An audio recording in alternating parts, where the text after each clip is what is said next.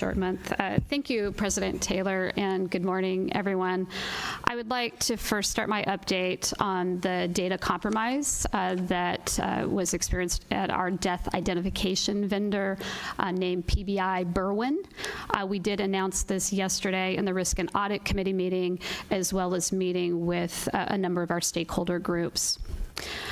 First, I'd like to thank our CalPERS members for the trust that they do place with CalPERS to protect their interests and provide for their futures. But I do say that with some humility this morning because our CalPERS retirees are now starting to learn about the data breach experienced by the vendor we use. And that vendor's vulnerability means all of our retirees have personal information that was wrongly obtained in a global security breach. I think we can all understand their fear and, frankly, their frustration. At this point, we'd like to assure those retirees we are working hard to assist them. We have set up the free credit monitoring for 2 years, as well as having our team ready to answer any questions that they might have. There are 2 contact centers that have been set up to address those questions. Since we announced the third-party vendor's cybersecurity breach yesterday, the Experian Contact Center received about 20 calls from the time of the news release to this morning, and they track these numbers and report them out to CalPERS on a daily basis. We had 2 of those 20 members, who asked for a return call from a CalPERS team member. The dedicated webpage that was set up had about 2,600 visitors yesterday, and I think partially this morning. So the direct member letters that we spoke with you about were started to be mailed this morning, and they have to be mailed in batches. I believe the first batch is 100,000, followed by 250,000 per day until we get to the total population. The dedicated email account, I think I mentioned also that we have an email account that our team is resourcing. That email account receives 6 emails, and the team has been able to respond within the 24 hours that we've said would be our service level agreement to those members.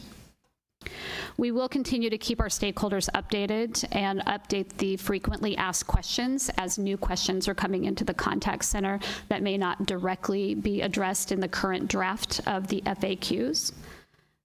Sorry, my email's popping up. And then also just a commitment to work with the retiree associations as well. We'll keep them updated on a weekly basis. And if there's anything that we can help them do, writing articles for their newsletter, whatever that might be, we're here to help them as well. So next, I'd like to speak about a few updates on the events that we have taking place this summer. The first one is next week. We're quite excited about Catalyst. So beginning next Monday evening, and then on Tuesday and Wednesday, we'll convene our Catalyst Forum. We're looking forward to what we're calling a next generation investor event, one that is designed both for allocators as well as investors, investor entrepreneurs, and diverse managers. Catalyst is really intended to forge those new partnerships and explore opportunities that this audience really has not had access to, and they've long been underrepresented in the market as a result.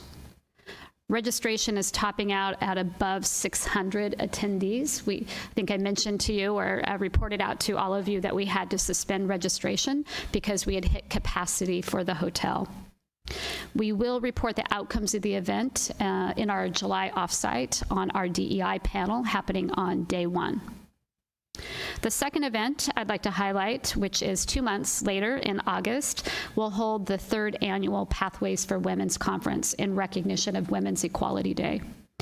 This event will take place at the Anaheim Hilton, and the dates are August 21st and 22nd. Now, in its 3rd year, we've made a format change that we're really looking forward to. We've chosen to split the conference into 2 days, starting off with a keynote speaker on the 21st at 4:00 p.m. Sorry about those. And then moving directly into our networking reception at 5:30 p.m. We'll start day 2 at 9 a.m. with a full schedule of what we really believe are inspiring and practical panel discussions, along with a second keynote speaker who will lead an interactive session similar to the session that was done last year that the audience did appreciate and was noted in their review of the conference. Current registration there is about 300 attendees, which is ahead of where we were at this time last year. I think that's a good indicator of the growing demand for the conference. Ms. Malm did indicate, but I think it's worth repeating, our summer CBs, also called, defined as our benefit education events. These are, really hallmark events where our members can go and plan for their retirement. They're able to talk directly to our team. They can do a sit and get, kind of a sit and receive information, but also they can go into the exhibition hall and meet directly with retirement counselors as well as vendors that we bring on site. We do hear a lot of positive feedback about those events, and the number one comment is they leave with a much better understanding of how their benefit works, and then also the information that they need to plan for their own retirement dates. So that first CB does take place tomorrow and Friday in Bakersfield at the Marriott Convention Center, and then July 27th and 28th, it will be in Eureka. Next, which is a really fun part of my update this morning, I'd like to spend a moment on our internal recognition program called APEX. While we have several ways to recognize our team members throughout the year, the highest honor any team member can receive is to become an APEX recipient. The award recognizes performance excellence above and beyond the day-to-day responsibilities that our team has. Each year, employees and any employee can nominate someone for an APEX award. So CalPERS team members would then determine who they would like to nominate for one of those recognition events. There are several criteria that need to be met, representing our core values and a commitment to our members, to the team, to efficiency and effectiveness, to partnerships, or to best practices. APEX recipients are genuinely admired for the work that they do, the way that they support their teams, and their dedicated service to our members. I'm pleased to say that this year's class of recipients is in the auditorium with us today. And so they will appear on the screen here shortly. There they are. And so I'd also like to ask them to stand.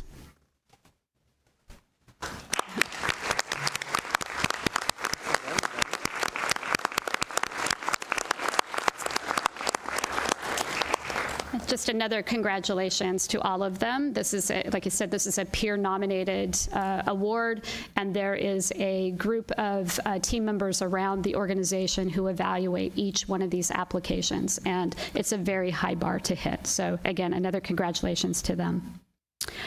Next up, just a quick update on the limited duration regulations that the board approved and we sent over to Department of Finance. Those have been put on hold and are due to expire next week. We have spoken with Department of Finance on a couple of occasions to better understand their concerns, and we will continue to work with them over the next few months to determine if we can find a path forward that we would then come back and bring those changes to the board for your review and subsequent approval. Now on to a legislative item that I know many of us have been spending time on. And this is our last meeting of the fiscal year.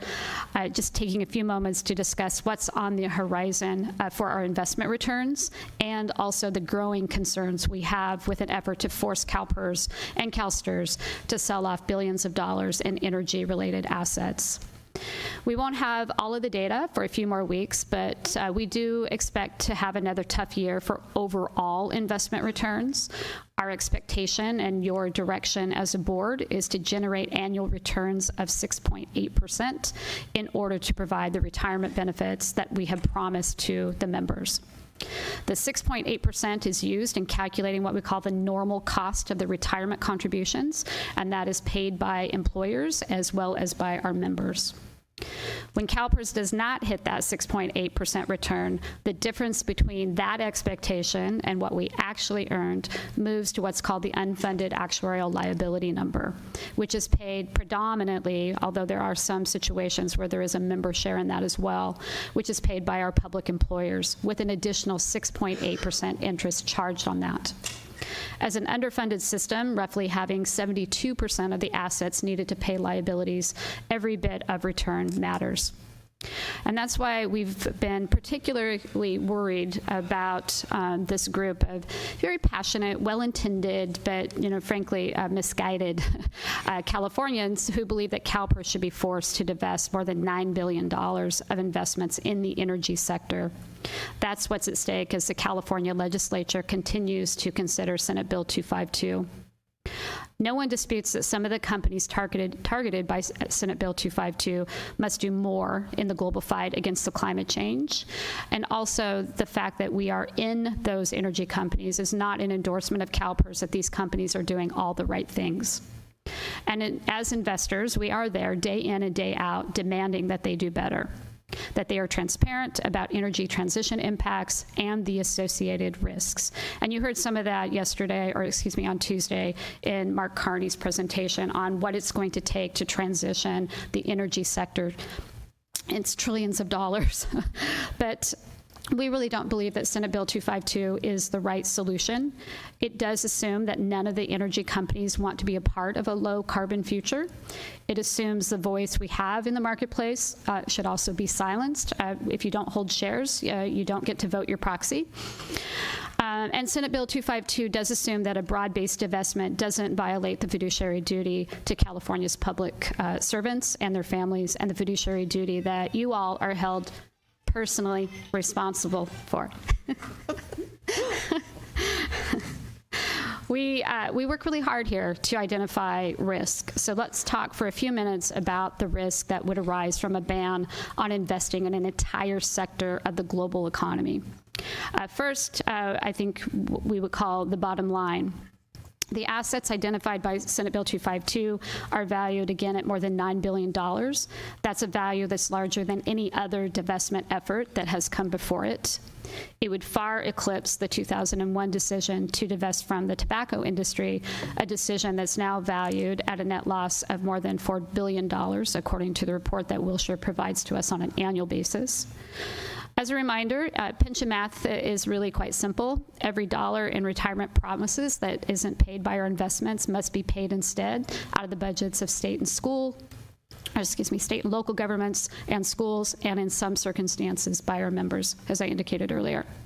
But I do want to be really clear on this. The numbers on SB 252 are troubling to our fiduciary responsibility. Our team has indicated that the bill results in a 4.4 basis point per year loss over 10 years and a 3.6 basis point loss over a 20-year time period. Based on those numbers, the mandatory divestment from these energy companies could trigger higher payments from our employer partners by an average of at least $328 million every year for 20 years. By the middle of this century, that could be a net cost to our public sector employers of more than $6.5 billion.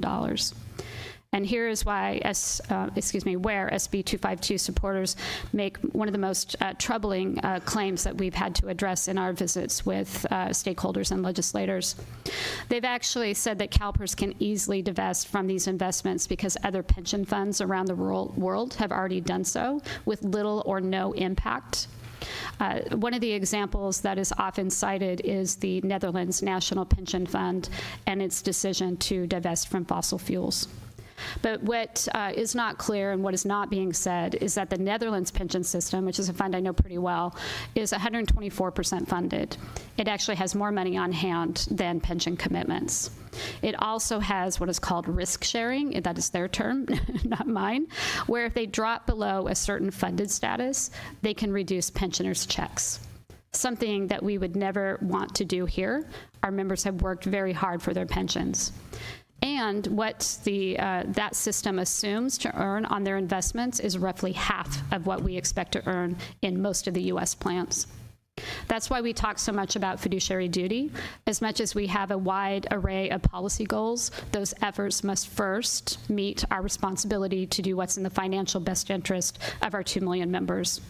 And we believe in moving toward a low-carbon economy. And you're going to see that path to net zero and the path to 2030 strategy at the July offsite. So a lot more context around the comments that I'm making to you today. We are continually looking at ways to ensure that our portfolio is on the road to those net zero emissions. We do continue to believe, and we identified this as one of the key risks to the system, is climate change. And we believe that that is a clear risk to the long-term sustainability of the markets and then subsequently to the trust fund. But as we work toward addressing the global crisis, we must also meet the needs of our members, whether that's a firefighter, whether that's a school cafeteria worker, whether that's a 911 dispatcher. We know that our job, first and foremost and only, is to be able to pay those benefits. We know that Senate Bill 252 feels like the right thing to do for some people, but the sponsors do admit that forcing CalPERS to sell energy investments won't cost the companies a penny. Other investors who don't speak up in the manner in which we do and really ask the questions that we ask at the table will simply take our place. So Senate Bill 252 does face some key hearings potentially in the coming days in the State Assembly. We urge legislators to read the fine print of the bill. There is a provision in SB 252 that would take effect on January 1. One that says CalPERS could not make any new investments or renew its existing investments in these companies. That would require a full fiduciary review before the end of this year. We do prefer to stay out of public debates on these topics typically, but unfortunately, it's not a time that we can be silent. The impact is too great.